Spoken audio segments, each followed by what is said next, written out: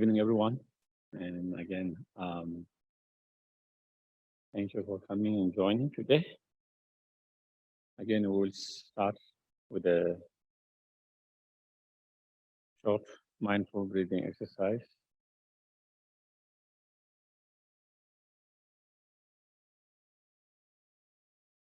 To quiet our mind and to bring our mind in moment present.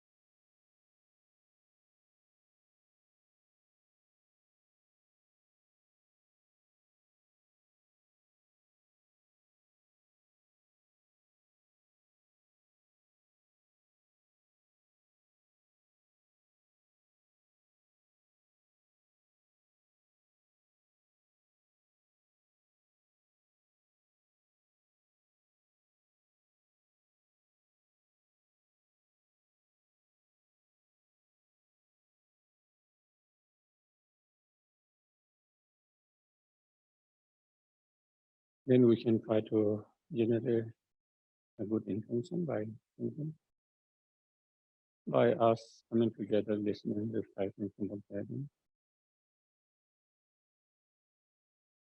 And all this become causing condition and leave imprint in our mind to cultivate the Bodhichitta mind, ultimate and conventional Bodhichitta mind, the awakening mind.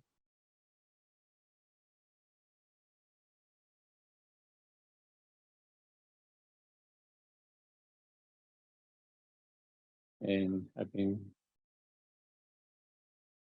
developed the true awakening mind,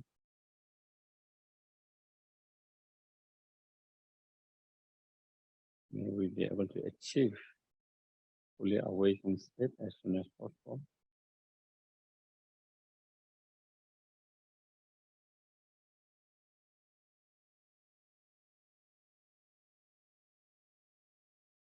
So we can be not only benefit, but greatest benefit, and not only for few, but for each and every single them.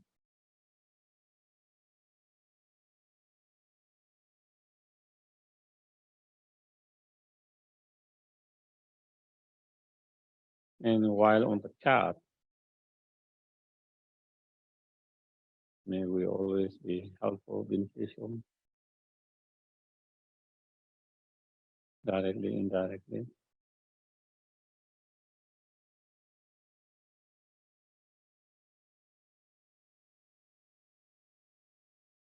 And even when we are unable to be helped and benefit, may we never hurt and harm others.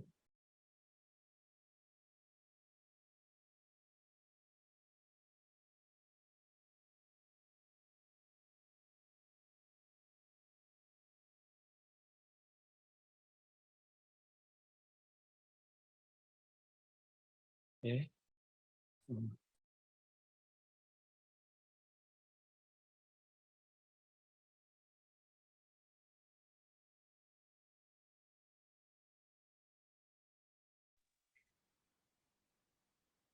the founder, the endowed, transcendent destroyer, the one gone beyond, the completely perfected, fully awakened being, perfect in knowledge and in good conduct, Sugata knower of the world, supreme guide of human beings to be tamed, teacher of gods and human beings, to you, the completely and fully awakened one, the endowed, transcendent destroyer, the glorious conqueror, the subduer from the Shakya clan, I prostrate, make offerings, and go for refuge.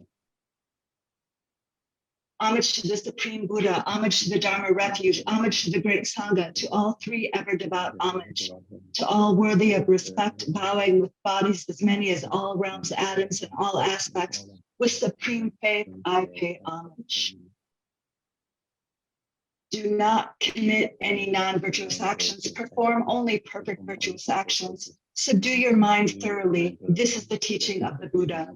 A star, a visual aberration, a flame of a lamp, an illusion, a drop of dew or a bubble, a dream, a flash of lightning, a cloud. See conditioned things as such.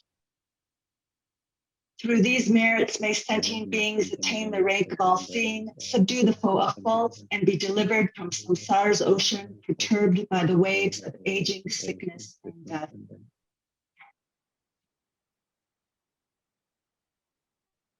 I prostrate to the Arya triple gem. Thus did I hear at one time the Bhagawan was dwelling on Master Vulture's mountain in Rajagriha, together with a great community of monks and a great community of bodhisattvas.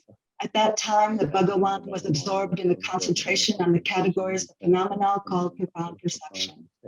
Also at that time, the Bodhisattva, Mahasattva, Arya Avalokiteshvara looked upon the very practice of the profound perfection of wisdom and beheld those five aggregates also as empty and inherent nature. Then, through the power of Buddha, the Venerable Shariputra said this to the Bodhisattva, Mahasattva, Arya Avalokiteshvara. How should any son of the lineage train who wishes to practice the activity of the profound perfection of wisdom? He said that, and the Bodhisattva, Mahasattva, Arya Avalokiteshvara said this to the Venerable Shariputra. Shariputra, any son of the lineage or daughter of the lineage who wishes to practice the activity of the profound perfection of wisdom should look upon it like this, correctly and repeatedly beholding those five aggregates also as empty and inherent nature.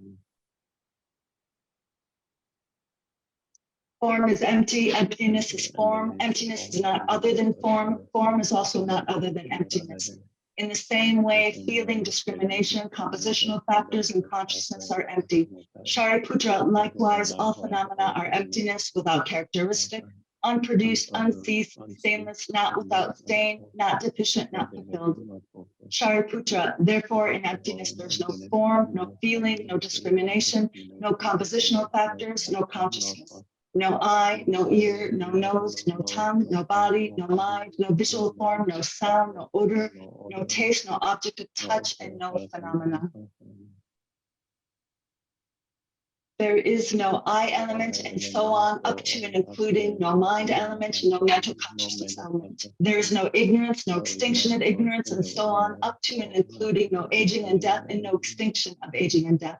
Similarly, there's no suffering, origination, cessation, and path. There's no exalted wisdom, no attainment, and also no non-attainment.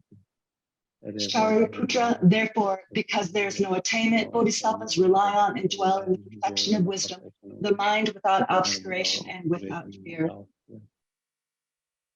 Having completely passed beyond error, they reach the end point of nirvana. All the Buddhas who dwell in the three times also manifestly completely awaken to unsurpassable, perfect, complete enlightenment in reliance on the perfection of wisdom. Therefore, the mantra of the perfection of wisdom, the mantra of great knowledge, the unsurpassed mantra, mantra equal to the unequal, the mantra that thoroughly pacifies all suffering should be known as truth, since it is not false. The mantra of the perfection of wisdom is declared. Ayata Om Gate Gate Pada Gate Pada Samgate Bodhi Soha.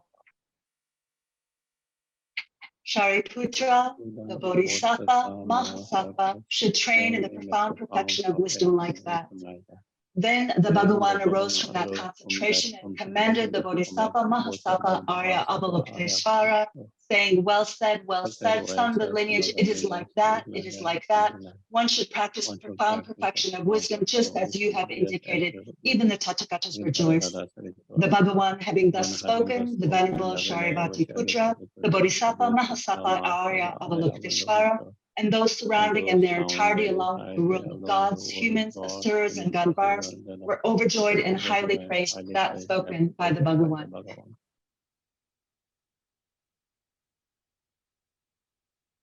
Sajipu Kiju Shin Meto Tramri Rabli Ni Jengen Hati Sange Jindu Mi Wai Droku Nam Da Jiva Choparsho Yidam Guru Ratnam Mandalakam Niryatayami. I go for refuge until I'm enlightened to the Buddha, the Dharma, and the Supreme Assembly. By the merits I create through listening to the Dharma, may I become a Buddha in order to benefit all sentient beings. Sangye Shodan Soki Chonama Chanchu Badu Dagi Kapuchi Dagi Chonen Gepe Sonam Gi Chola Penche Sangye Rupa Sho Sangye Shodan Soki Chonama Chanchu Badu Dagi Kapuchi Dagi Chonen Gepe Sonam Gi Jola Penshir Sangye Jupa Shu.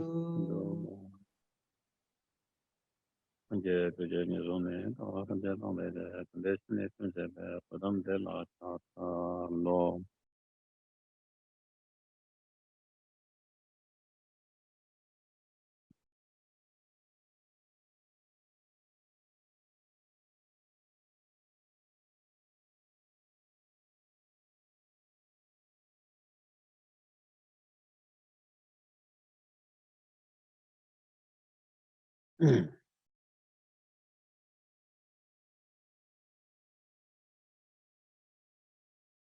so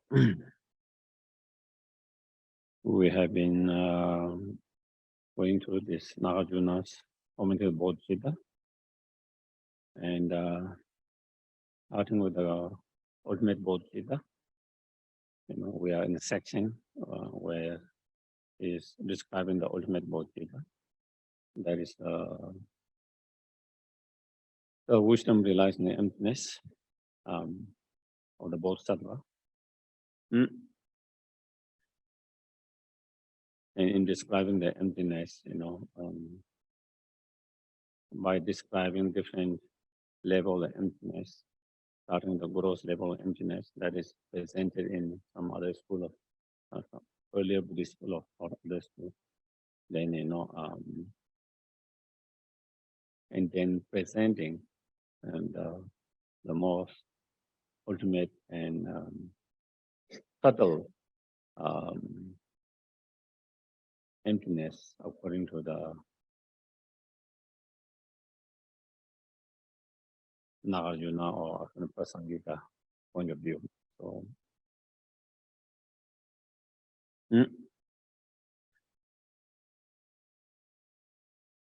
and we are on verse number 49. We just finished 48.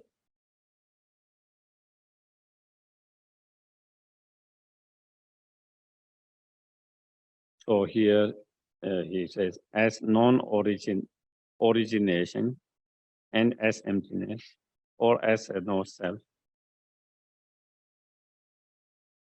grasping emptiness as such.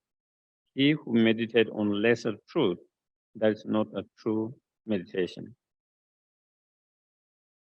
So these are the different, sometimes we find emptiness, sometimes we find no selfless or no self, sometimes no origination, but meaning kind of there are different words, term using for same thing.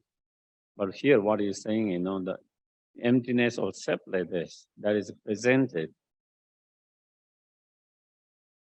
earlier, that is the selflessness of the person being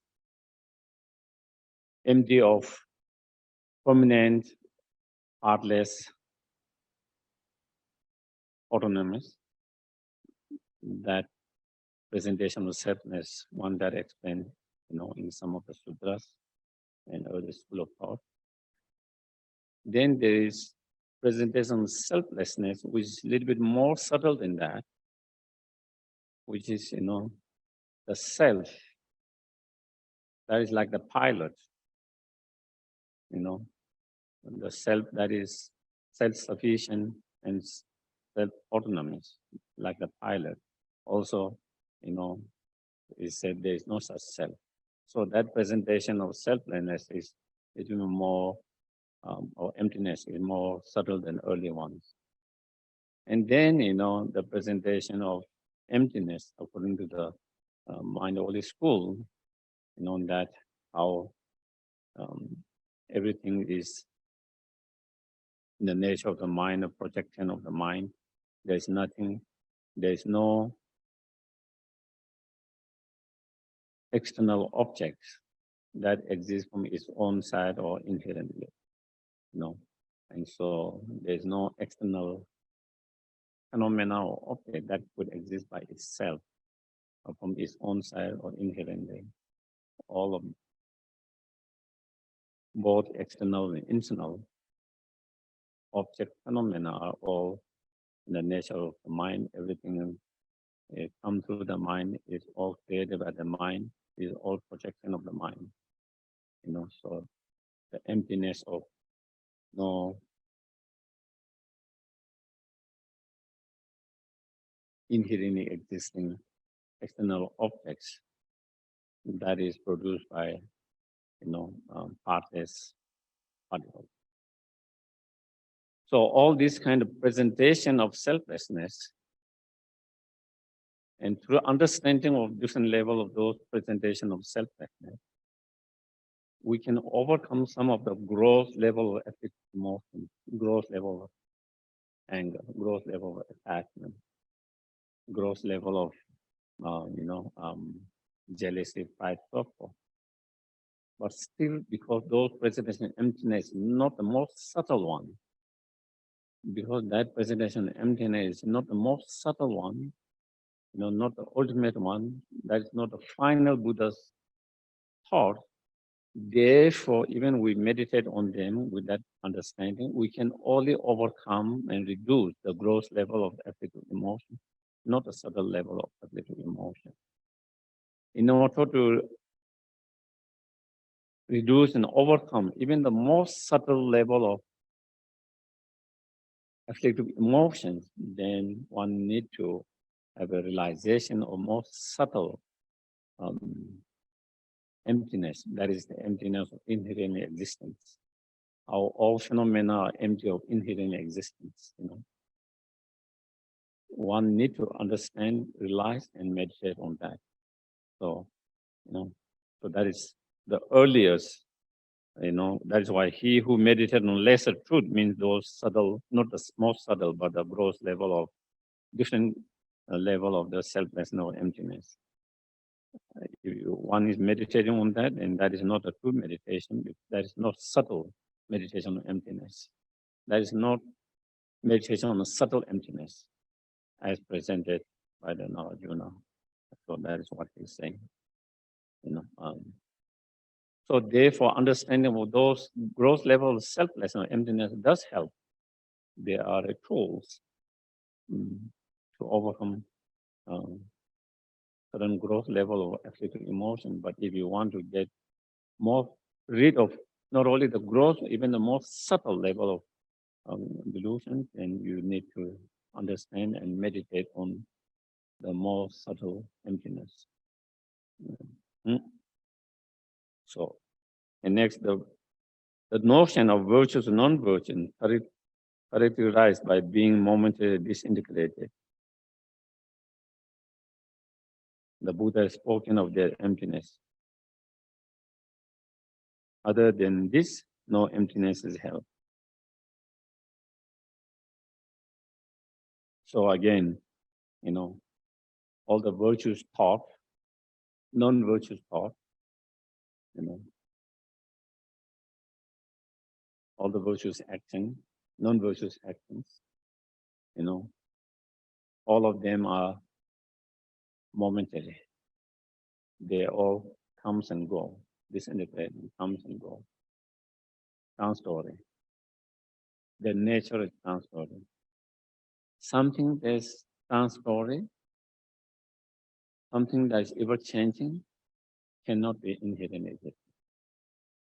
Cannot be inherently existing. Therefore, all the virtues and non-virtues, whether it's the action, whether it's the virtuous thought, non-virtuous thought, they all are empty of inherent nature. They all are empty of inherent nature because they all are transitory. They all are momentary, ever changing. If it is not that, but if it is a inherent existence, if the virtues are inherently existing, non-virtues are inherently existing, then samsara is not possible, nirvana is not possible.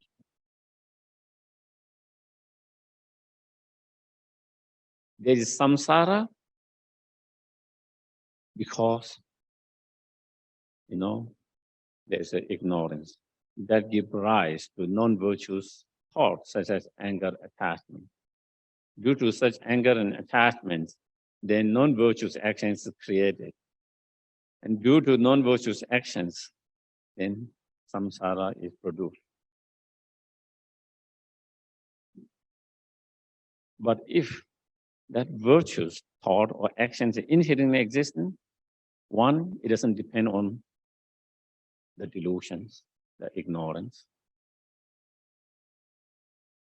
Neither it will produce the result, the samsaric result. Because if it does depend on something to it to exist, then it is not inherently, it is dependent on other factors. Something that is dependent on other factor, other condition cannot be inherent. Something that produces some particular result cannot be inherent. And therefore, if it's inherent, samsara is not possible. Same way, if virtues are inherently existing, nirvana will be not possible. By cultivating the virtuous thought, such as wisdom, loving kindness, compassion, shamatha or samadhi, and the practice of moral discipline, so forth. Through that, then transforming our mind and getting rid of all the delusions, and eventually getting rid of all the delusion completely, permanently, and achieve nirvana through that such virtuous actions.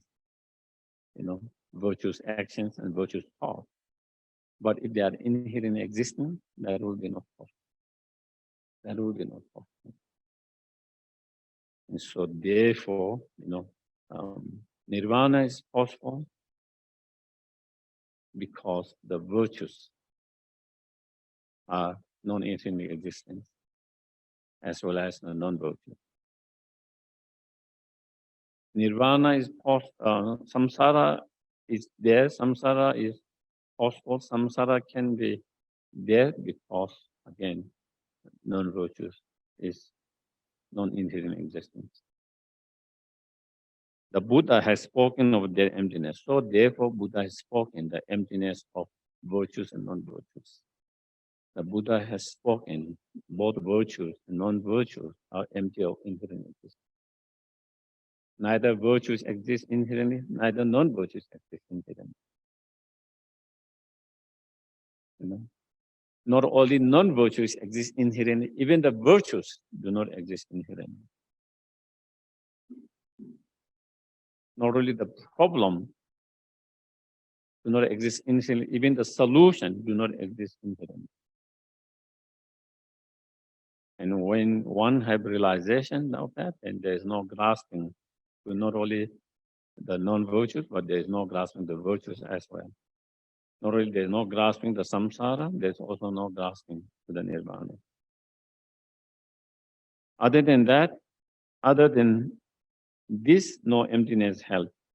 Other than this, other emptiness presentation, other emptiness, understanding, not the final part of the Buddha, is not a subtle emptiness.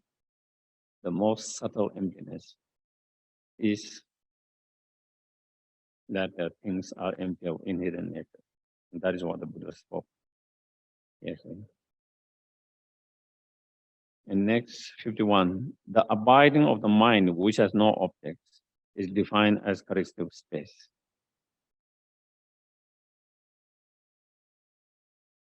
So the mind, that is the creator of the samsara and nirvana. The mind that is the creator of the virtue and non-virtue. The mind that is the creator of the suffering and happiness. That mind,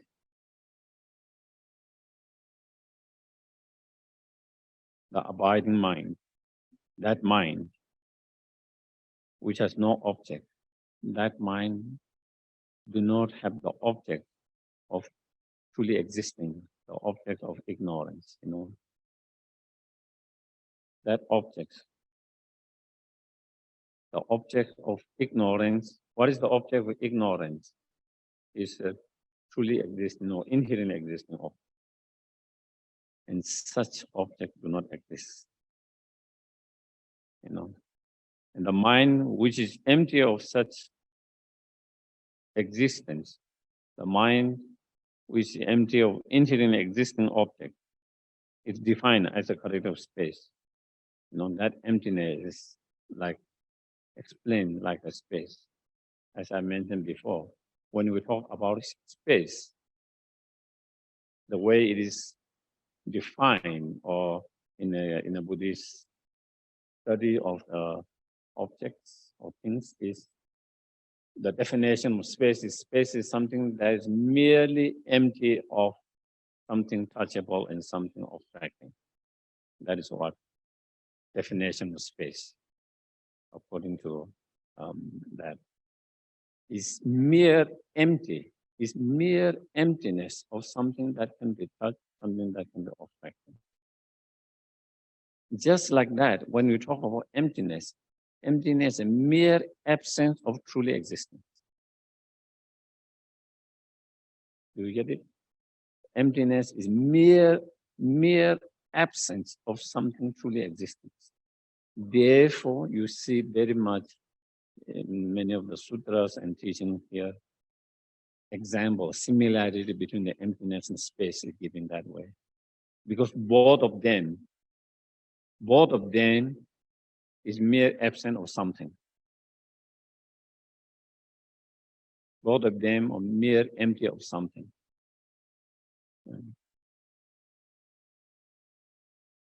So that is why it is similar characteristics of similar space. So they accept the meditation on emptiness is in fact meditation on space. So when you meditate on emptiness, then it is like a meditating on space, or you start on space like emptiness, meditating on space like emptiness.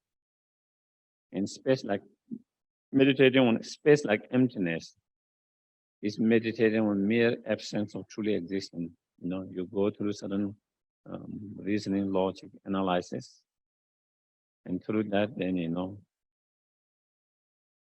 come to understanding. The object is absolutely mere empty of truly existing, inherent existing, and then you try to meditate on that emptiness, just like staying in the nature of the space. When you think of space, what do you think? When you think of space, you think nothing. You don't think of space, shape, color, size, anything, any object. When you think of space, it's mere empty. In the same way, when we meditate on emptiness, we meditate on, mere absence of inherent truly existence. And as I think this, in meditation and emptiness. There are two types of meditation and emptiness that find, meditation on space like emptiness and illusion like emptiness. And here we describe our meditating on emptiness like space like emptiness. Mm.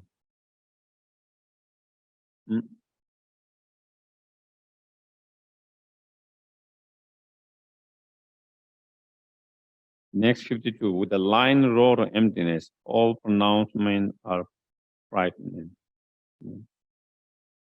So when the Buddha explained emptiness, how everything's all phenomena, how every object, everything's empty of inherent existence.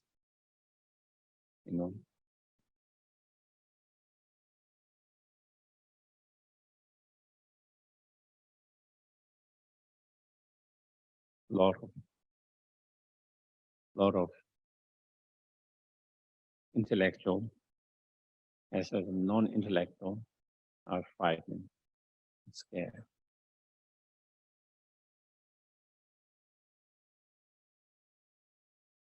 And same thing, even in meditation, a lot of people get scared when they meditate on the emptiness of the self. Because they feel like, because we have so much grasping on who we are, we have strong identification of who we are, due to our gender, due to our appearance, due to our educations, due to our status, whatever, there's strong grasping to that. We identify very strongly with so many things, who we are. When we meditate, and then when on emptiness, and trying to find that emptiness, and when everything kind of,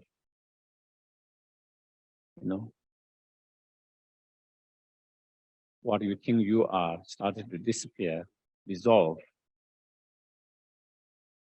feel, then there is fear of, sensing there is no me or I, and that gives rise, because this is who you believe you are, and then that identity, all your identifies then properly dissolve, and that leads to a lot of fear, thinking, I'm not there, I do not exist, so that kind of, because, due to not understanding the emptiness correctly, due to not understanding emptiness correctly, due to not understanding that even though there is no inherently existing self, but still there is self that exists like an illusion. When we don't have, or even though there's no inherently existing self, there's self that exists on merely level. Due to not, and that self that exists on illusion-like or on merely level that can function and that experience happiness and suffering and so forth. Due to not understanding that, in a lot of time, there's a lot of fear, a lot of resistance, a lot of fear and resistance to such concept, and to such trying to understand such concept and trying to meditate on that. So that if someone has correct understanding of emptiness as proclaimed or as spoken by the Buddha, it will not lead to such a fear. It will not lead to such a fear. But when there is not correct understanding, or when there is a misunderstanding, then that can lead to a lot of such fears,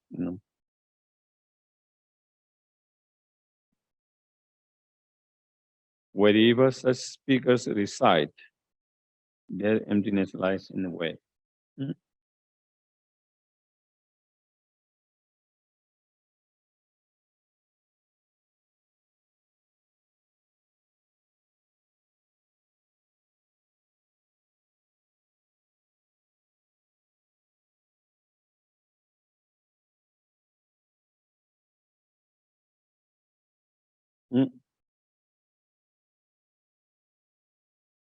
So when the Buddha explained, the nature of that phenomena or objects empty or inherent existence. The cause of that phenomena is empty or inherent existence. The um, result of that phenomena is empty or truly existence. You know. Then when there is no correct understanding, then it feel like there's nothing. Feel like there's nothing. And when there's feeling of nothing, then of course it leads to fear. So that is what if you correct understand that wouldn't be the case. Uh-huh.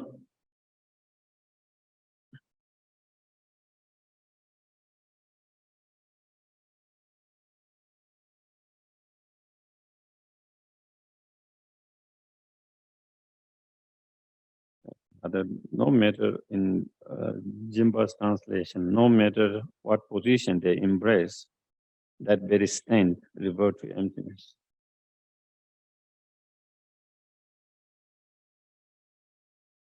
It could mean, some of the schools, they say things inherently exist because it's dependent arising.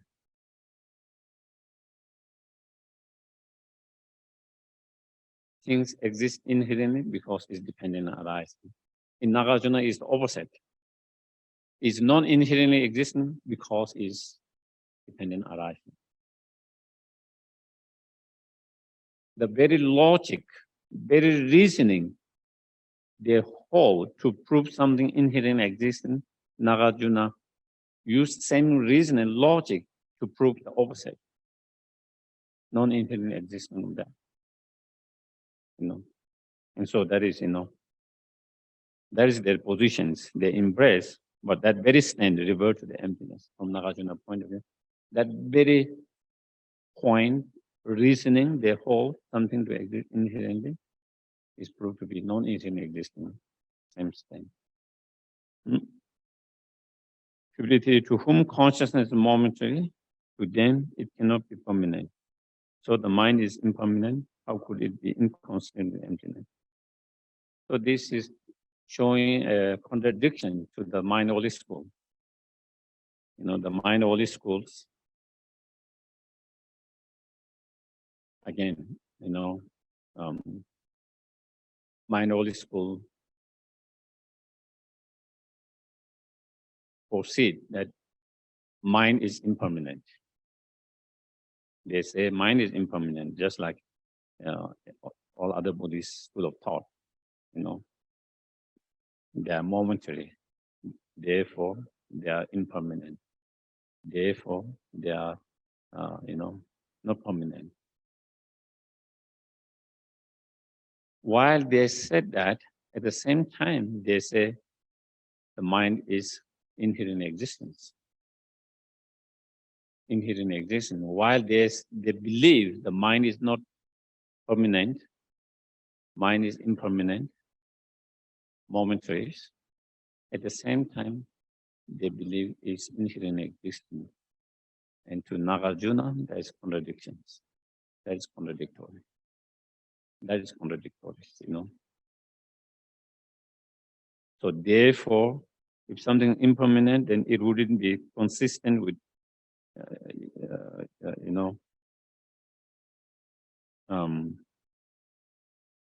inconsistent with emptiness. That is what it means, So therefore, on one hand, you say it's impermanent.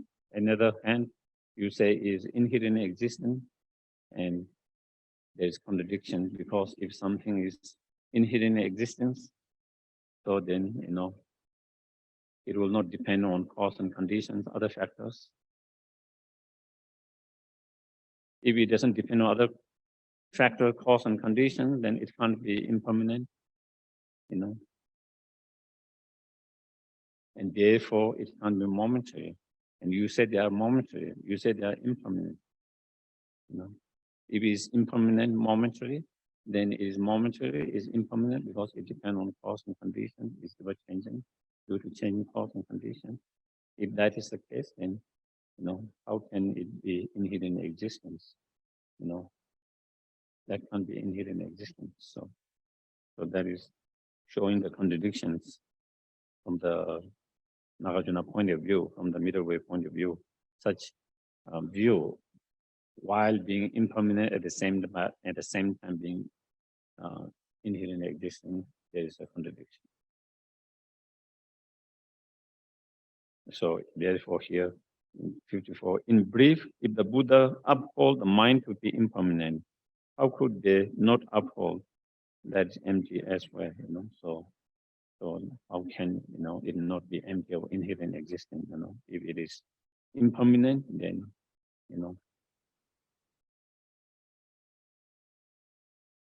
something that's impermanent cannot be inherently existent. If something is inherently existent, it becomes static, cannot change.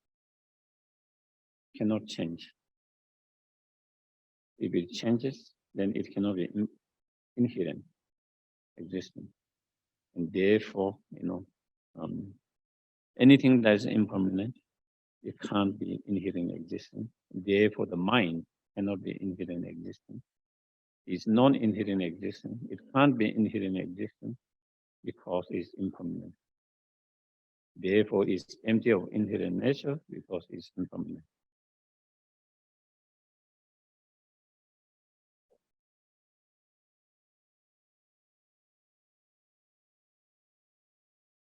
So next one, 55. From the very beginning itself, the mind never had its intrinsic nature. So here saying the mind is not like kind of, at the very beginning that it has inherent existence, and then later it became non-inherent existence, or that it has inherent existence at the very beginning, and when you analyze it, then it becomes non-inherent existence. He's saying it's never like that.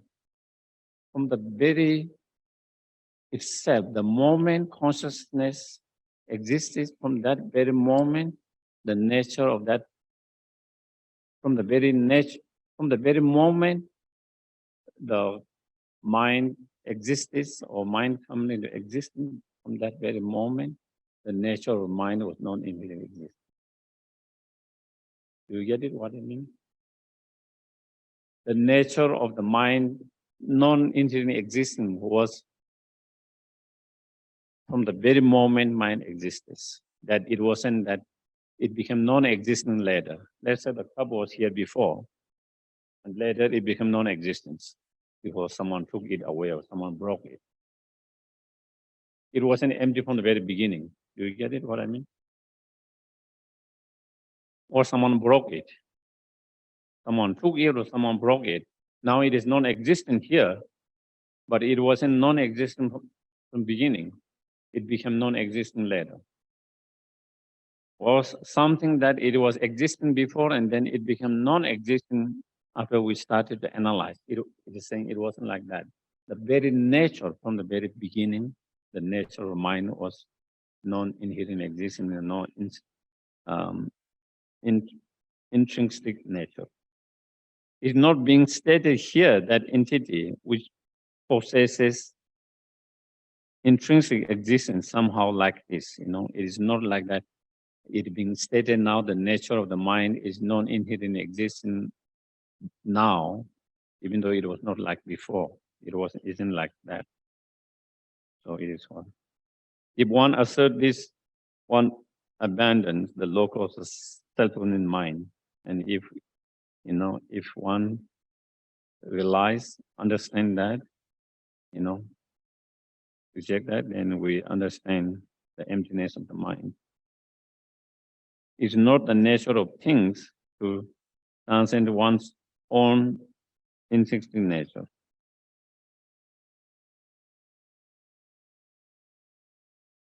In Jimba's translation, the essence of the phenomena cannot be what transcends their very nature.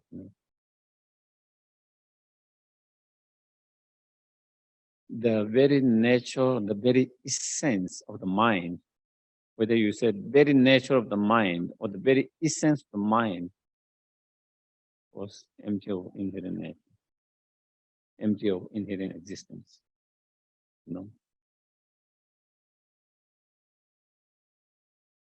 I'm giving an example here.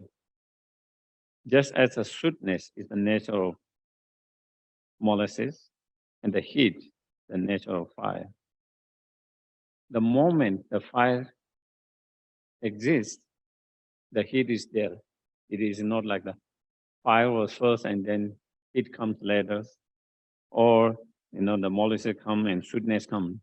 The very nature of the sugar is sweetness.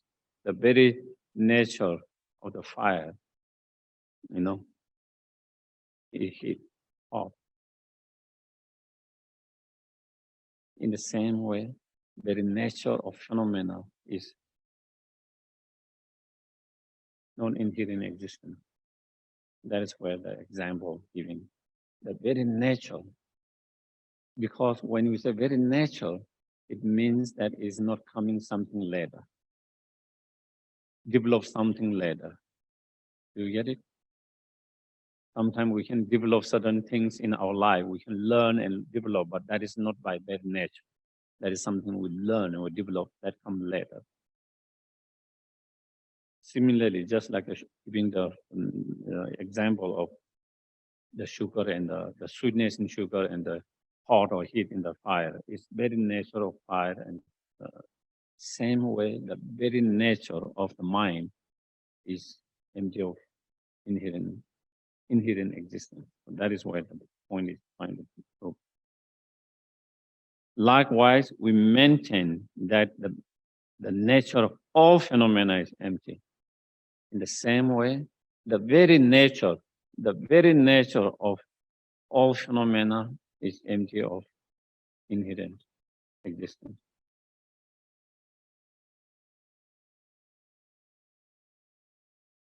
Therefore, all phenomena has always been empty of inherent nature. It is empty of inherent nature now. It will always be empty of inherent nature. Because that's its because it is its nature. Since it's nature of all phenomena, therefore, in the past, it has always been empty of inherent existence. There wasn't a time when it was not empty of inherent existence. Not only past, but at the moment, it's empty of inherent. Also in the future, it will always be empty of inherent nature. Because, it cannot be separated from its nature. That is what it is. Because it's its nature.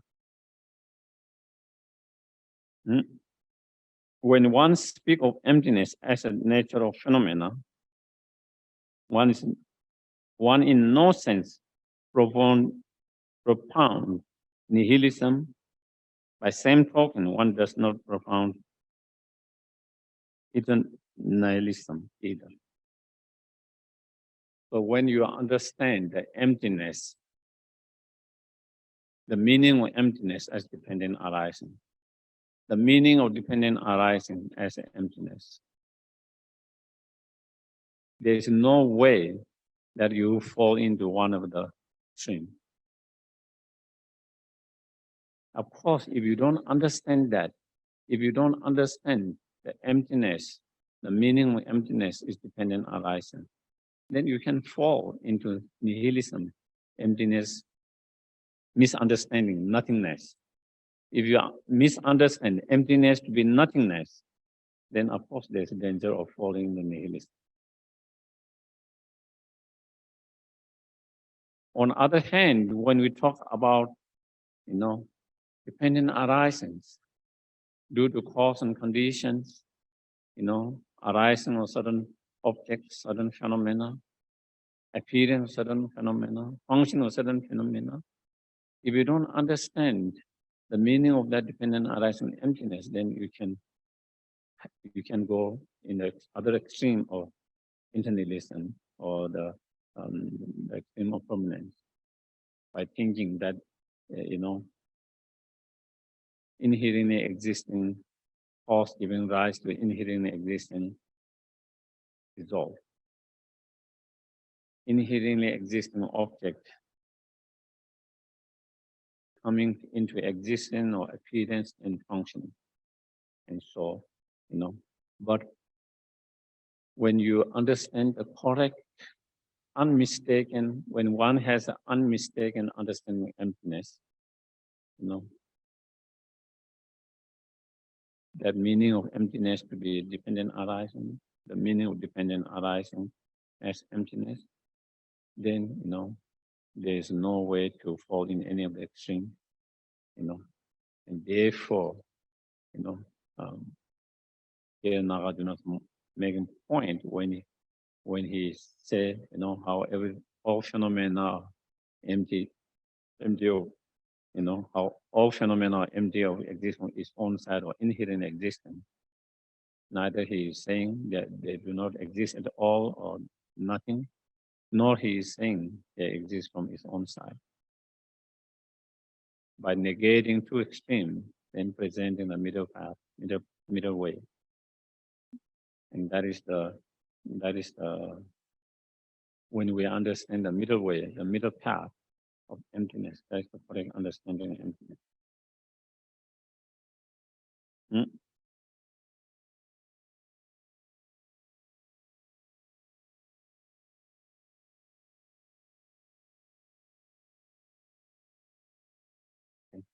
Yes.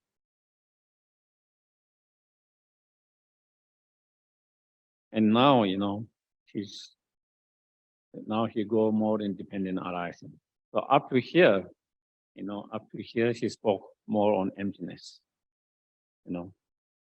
Emptiness from the point of view of how things do not exist.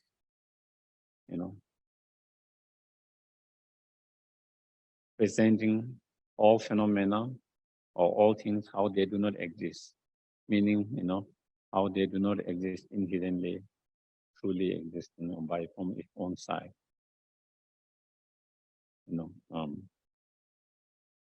Now from here he presents, now the meaning of, as this verse, the meaning to understand meaning of the emptiness to dependent arising and the meaning of dependent arising emptiness. With that, after he explained that, now he goes more in the kind of dependent arising. And then when he presents dependent arising, he presents dependent arising, internal dependent arising and external dependent arising. And first starting with the internal dependent arising. And the internal dependent arising, then he explained the evolution of the samsara. The evolution of samsara.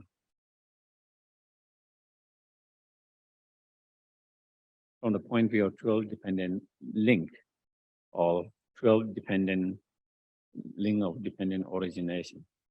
12 link of dependent origination. And so that starts with 59.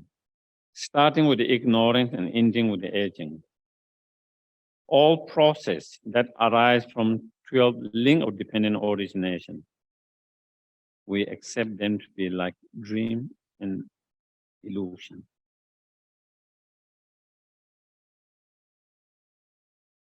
So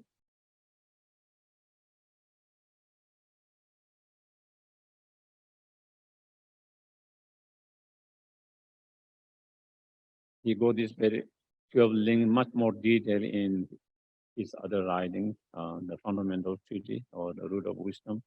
I think chapter 18 is just on 12 link.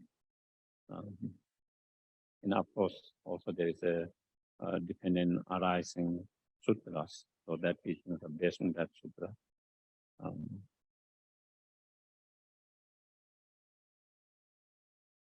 So here he doesn't go so detailed, but he just touched on that. So basically, why we have to die, why we have to age. Why do people die? Why do sentient beings die and experience the suffering of death? Why do, sentient beings, age? Why we age and why we suffer due to aging?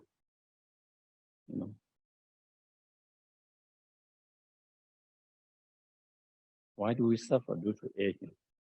Why do we suffer due to death? Why is there death? Why is there aging?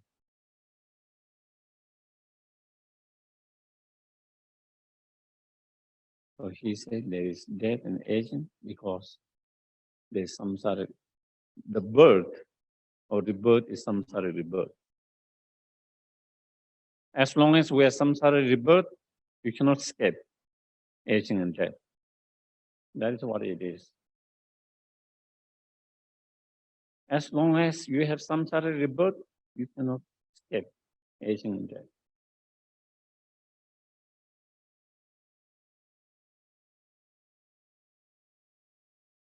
That is the way things are. That is the nature of law of cause and effect that things are.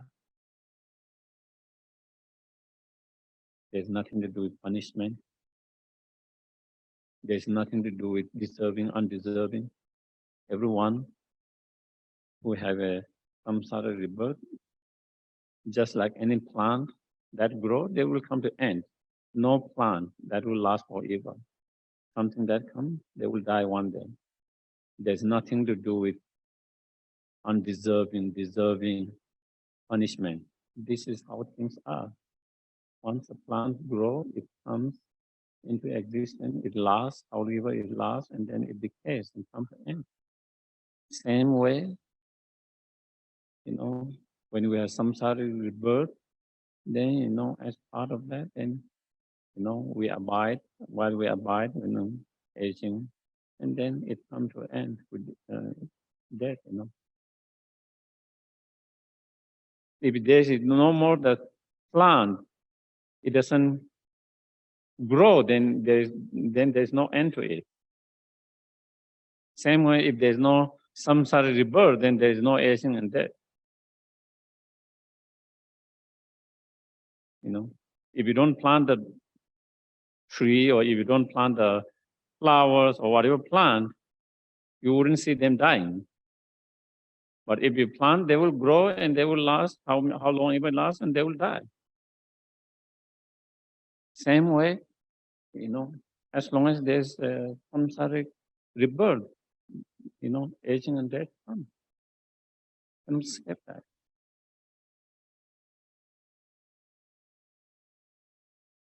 Why is there samsara rebirth? How does samsara rebirth come? Because of, so it is coming of 12 link. The last link is aging and death. 12 link. 11 is rebirth, samsara rebirth. Why is there samsara rebirth? Because there is the 10th existence of becoming. And that is, the karmic seed that is being planted in our mind stream has been activated at the time of death by craving and grasping. And due to activated by craving and grasping, it has the seed that was there has fully been potentialized to produce the result next moment. Next moment is samsara rebirth. Because there is a karmic seed or potential to have a samsara rebirth within the mind stream that is planted in our mind stream at the time of death. That has been the seed that has been watered now, giving water, fertilizers, light, heat, whatever. And now next second, it will produce the sprout. It will shoot the sprout.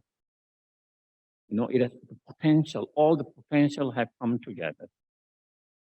That is what we call existence, the 10 of becoming. Because of that, all the potential has come together to produce samsara rebirth, therefore it produces samsara rebirth. If the potential has not come together, all together, then it will not. So there is that existence coming because the karmic seeds within our mind stream has been activated by craving and grasping at the time of death. The 9 and 8, craving and grasping, 9 and the 8 link. because it has been activated that if the seed is, even the karmic seed is there or potential is in our mind stem, if it doesn't get water, the seed will not be able to give a rise to the shoot, sprout. It will be just a seed that never get water. But then the seed has been watered and activated by craving and grasping. And that is why craving and grasping because 8 and 9,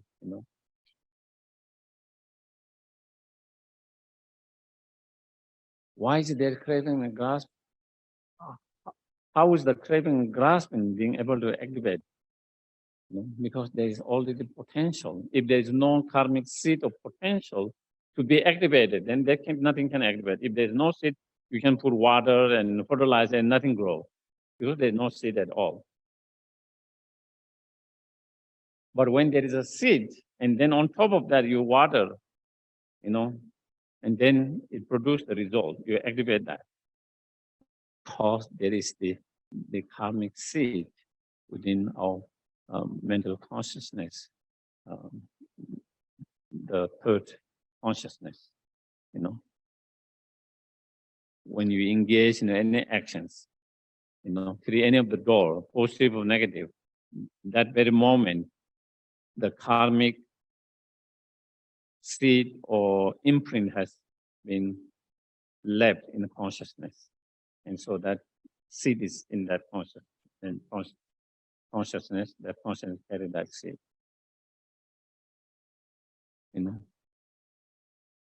Why we did create those, samsaric contaminated action, whether it's virtues or non-virtues? Why is that samsaric throwing karmic seed is left or implemented or not planted in our consciousness? Because of our actions. The second, because of the actions. Because of our actions. Whether it's virtuous actions or non-virtuous, but if it's a contaminated actions, then it will produce some sort of rebirth. If it's contaminated actions, contaminated virtuous actions produce samsaric high rebirth. Contaminated unvirtuous actions produce samsaric low rebirth. But either way, it produces samsaric rebirth. It throws into the samsara, whether virtues, non-virtues, if they are contaminated.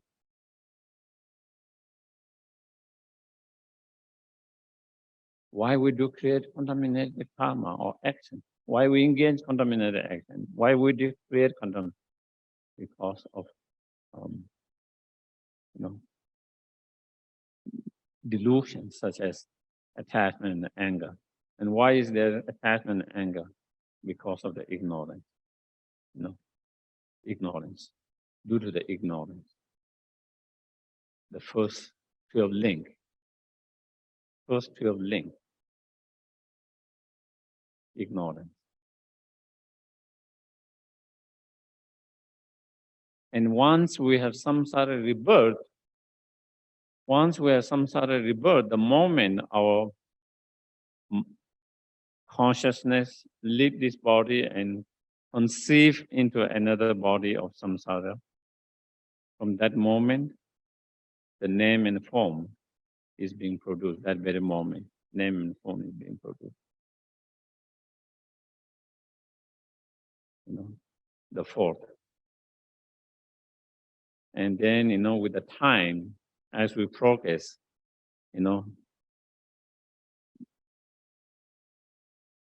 minute by minute, hour by hour, day by day, week by week, then, we started to establish the senses, the six senses started to come into existence and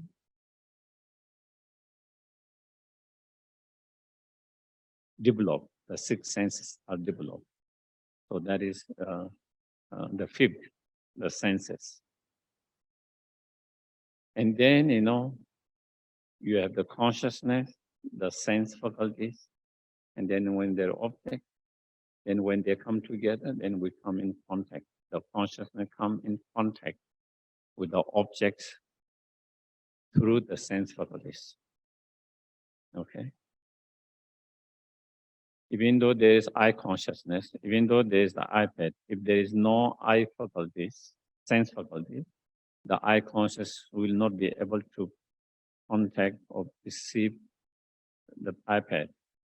The eye consciousness perceive the object here, the form iPad, through the sense faculty. So consciousness has already been developed before, and then later the sense faculty are developed, and through the object is already there, and then the consciousness receive and come in contact with the object. And once the consciousness come in contact with the objects, the contact is the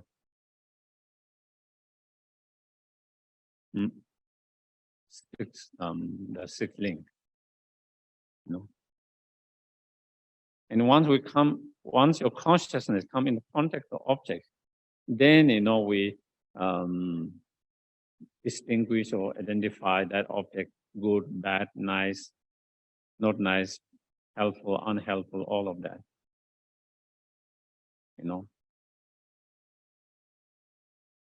And due to that kind of contact with the object and distinguish the object differently, then we have different feeling in relation to the objects.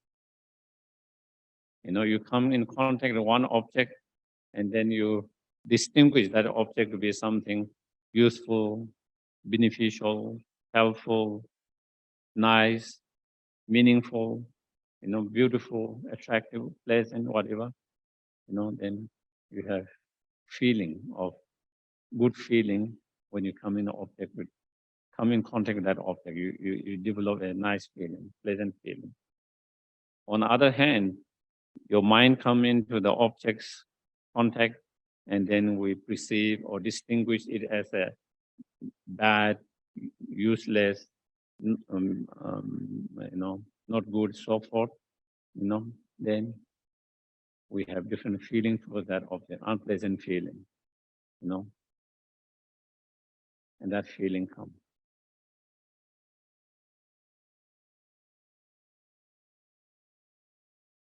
So two kind of feeling comes because so that feeling is the seven link.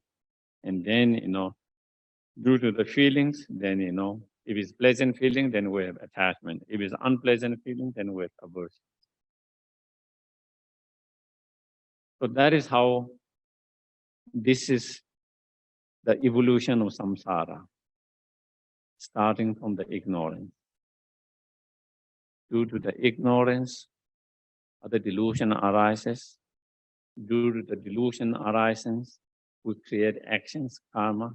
That karmic imprint is left in our consciousness. And that imprint or the potential karmic seed is activated at the time of death by craving and grasping. Then it is fully potentialized, So those six causes exist in one lifetime. And then next we have samsara rebirth. Then in samsara rebirth, then you have the consciousness conception, and then name and form, six senses, the contact, feeling are produced, come into existence, and samsara rebirth, and then with that, aging and death. That is how 12 links come. And between the birth and the aging and death, and then there are many other samsara sufferings. The suffering of illness, sickness, the suffering of many others that we experience. So the reason we experience suffering is because of such samsara rebirth. So that is dependent arising. How each of those links come into existence by depending on previous cause and condition. One cause and conditions lead to the next result. It produces result. That result create as a cause condition to the next one. It produces the next one result. That that create as cause and condition. So also from that also what we understand is the cause and conditions. I mean, the cause and result also do not exist from its own side as cause or as a result. If we check, let's check as the karma, the action itself. Is this result or cause by itself? It's neither cause, neither result. Is the result in relation to the ignorance? Is the cause in relation to the third link, the consciousness? Are we clear?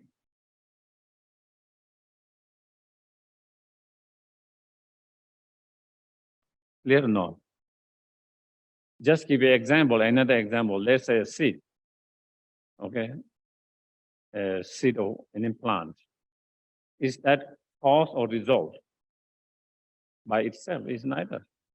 Is a result because it's seed from previous plant. The previous plant produced that seed. Is a result of that previous plant. But is a cause because it will give rise to another plant when you seed. So in relation to the plant that it will produce, it is a cause. In relation to the previous plant that give this seed is a result, but by itself is neither cause or result.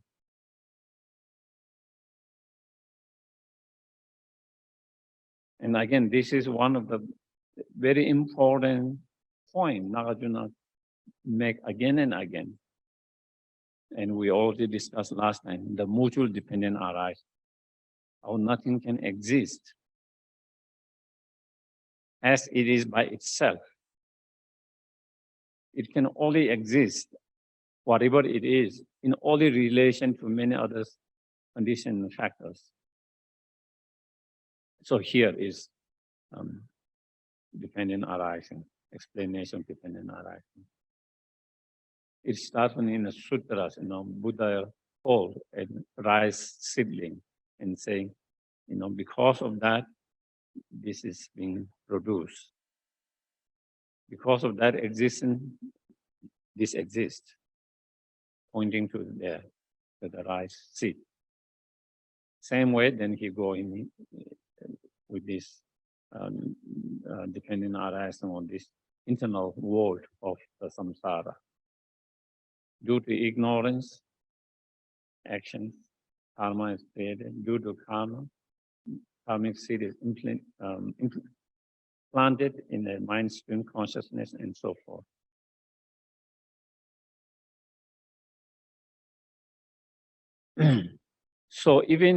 Therefore, here Nagarjuna, we accept them to be like dream and illusion.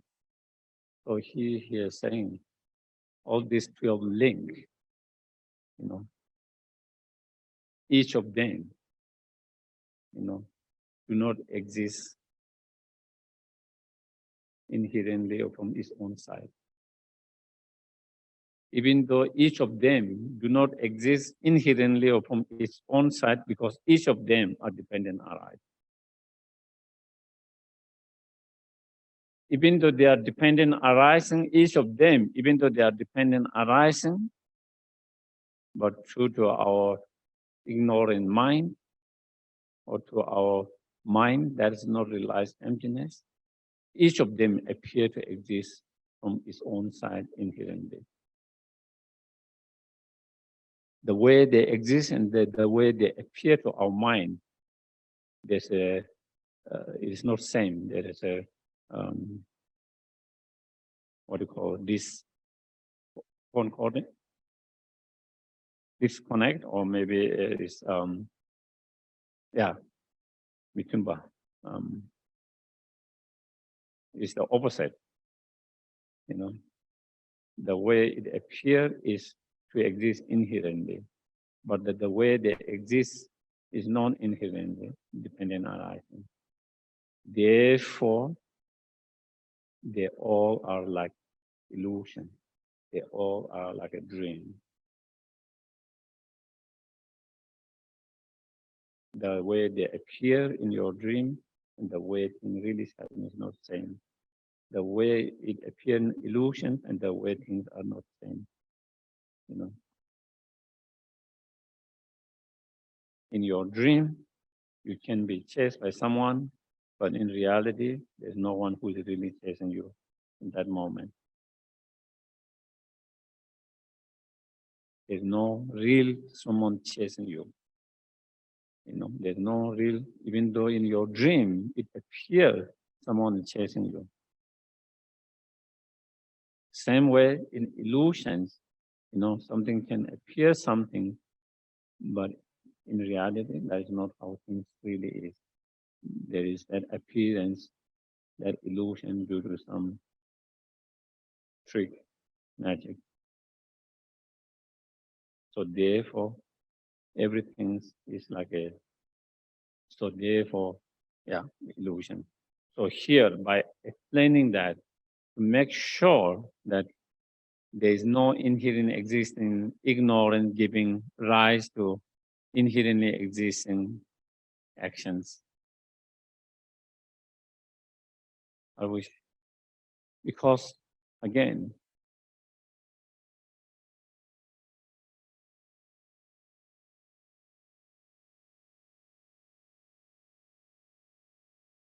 all the Buddhist school of thought, the Tibetan school of thought, they all have same understanding of dependent link. Maybe when they come to the ignorance, then there might be a different level of presentation of ignorance, grows more subtle level in the emptiness. But in terms of the evolution of samsara, they all have that. And they all understand dependent arising that way. But still, other schools, they still believe there is inherent existence, giving rise to that. Forget about school of thoughts.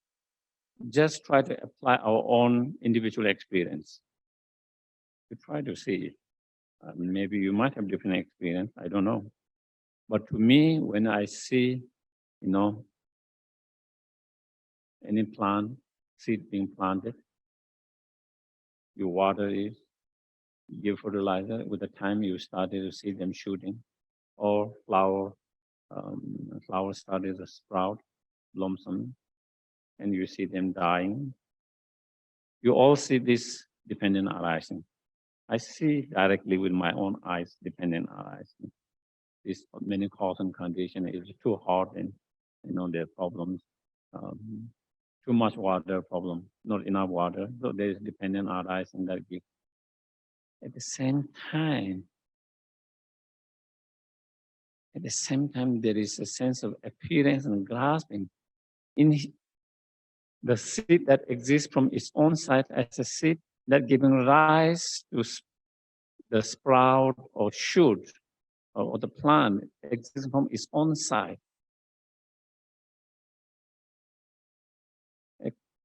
A seed that exists from its own side giving rise to the plant or the flower that exists from its own side.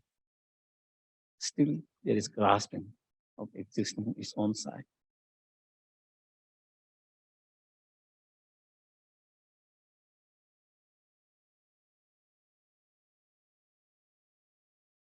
That is the way it is.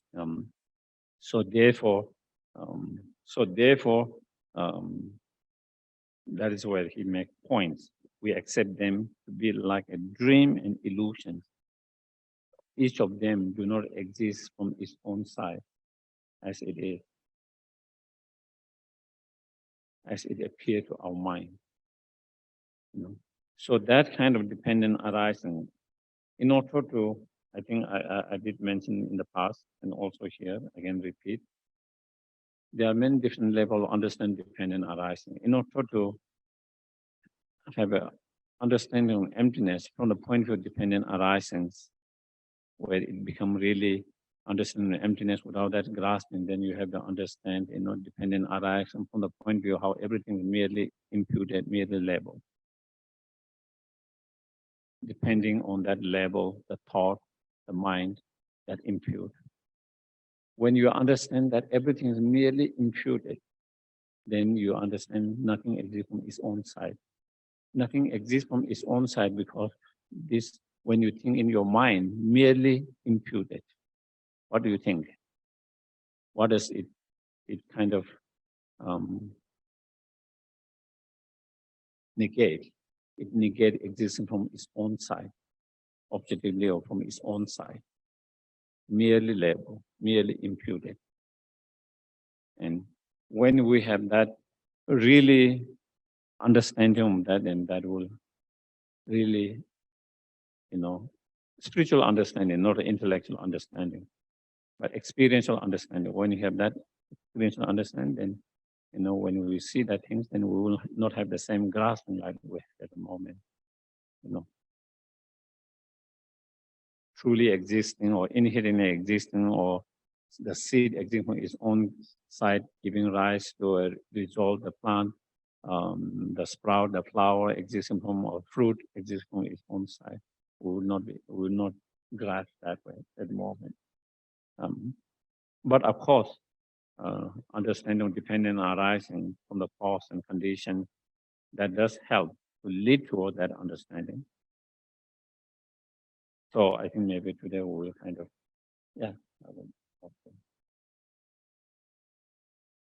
and I guess today, because, we didn't have, if we take 12 link, we don't want to go each details. At the same time, I went through all the 12 links there, so there's a lot, probably, lot to. So that is where, starting with ignorance and ending with aging, all process that arise from 12 link of dependent origin.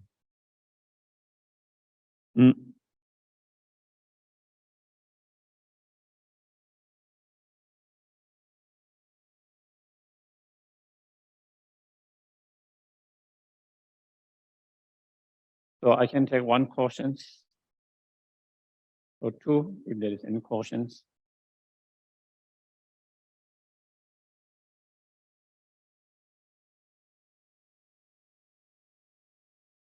If there is not, then we can do the dedication.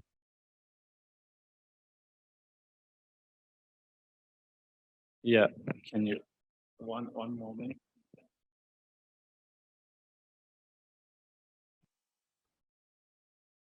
I thought the use in number 55, I thought the use of the term beginning was kind of odd, since there is no beginning of mind.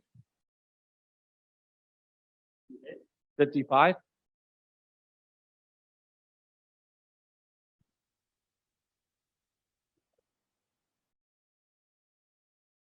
Yeah, that's why.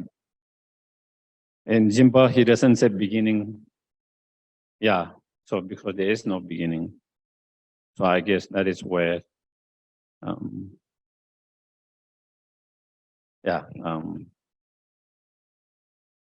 in Tibetan, it doesn't,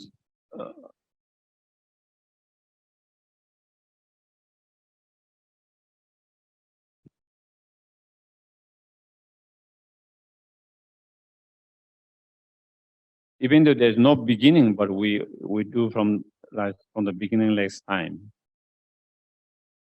So here, just as from the big beginning, it's not beginningless. Okay, yeah. So from the very moment it comes into existence, from the very outside, is that what it means?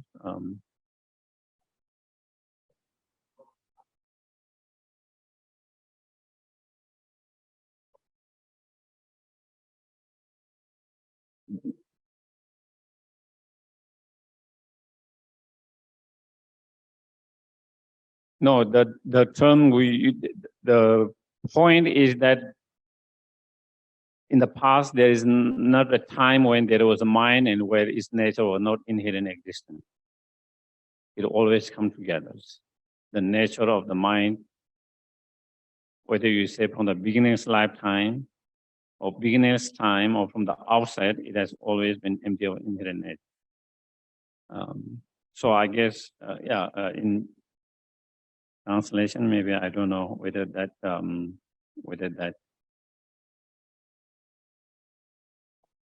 Yeah, when it said from the very beginning itself, then it does sound like there is a beginning.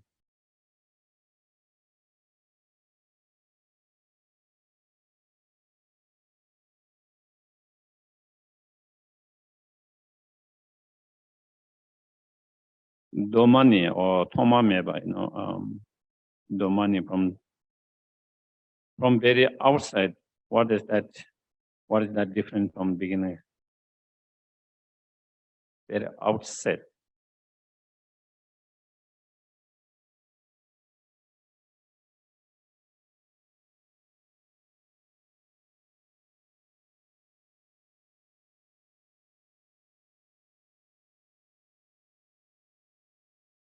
Anyway, so as long as we understand the meaning of that, maybe the translation might not be, maybe there's not,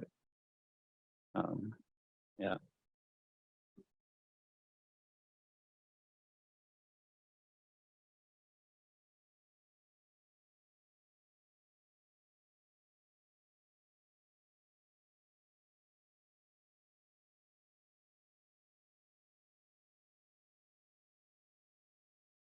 The money.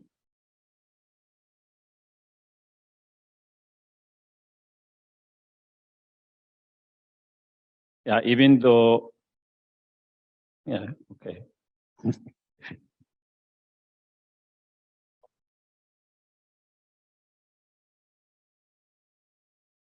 So that is the problem. Again, when we said always from the very beginning, again, it sounds like there was beginning. But I think the idea is to make a point. There's no time in terms of timing. There was a mind where its nature wasn't empty or inherent nature. However, you put it beginningless time or from the outset or very beginning itself, but the whole thing is there isn't a time where the mind was there or mind existed where its nature was not inherent existence. So that is the main point. Okay. Yeah. So we can do the dedications.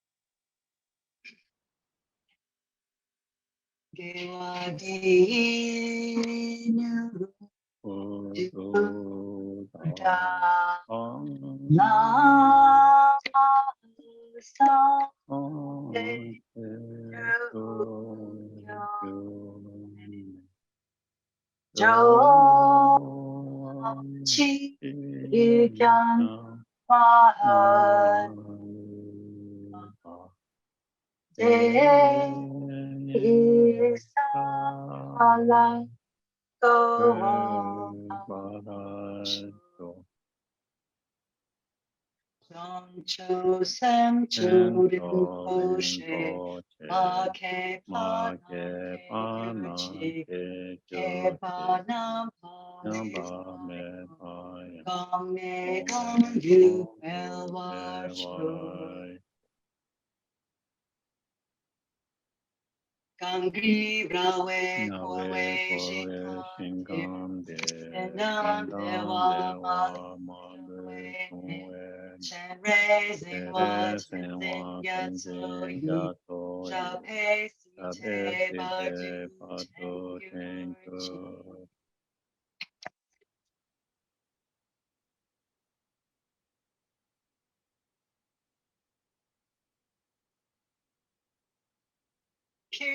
Peerless teacher in the assembly of the children of the victorious ones, Sherbakas and Pradeyaka Buddhas, victorious low-song father and sons, along with the lineage masters, all the objects of refuge of infinite lands, please bestow the virtue and goodness of accomplishing this prayer here and now, holding and spreading these precious and complete teachings through explanation and practice. You wore the armor of patience that is never discouraged, incomparable, venerable Guru. To you I make request. While striving single-pointedly for the sake of the victorious one's teaching, the sole gateway through which all benefit and happiness emerge, and for the mother living beings, you suddenly departed to peace. What a great loss! Nevertheless, through the undisputed truth of the blessings in the ocean of the three jewels, in the great ways, the Bodhichitta of the children of the victorious ones, May and the create world, smile of Bodhichitta, and the children reincarnation of his glory. swiftly beam May in the smile glory of for happiness fortunate swiftly disciples. beam in the glory of Buddha. Thank you very much, everyone. Thank you. Good night. Thank you. Good night.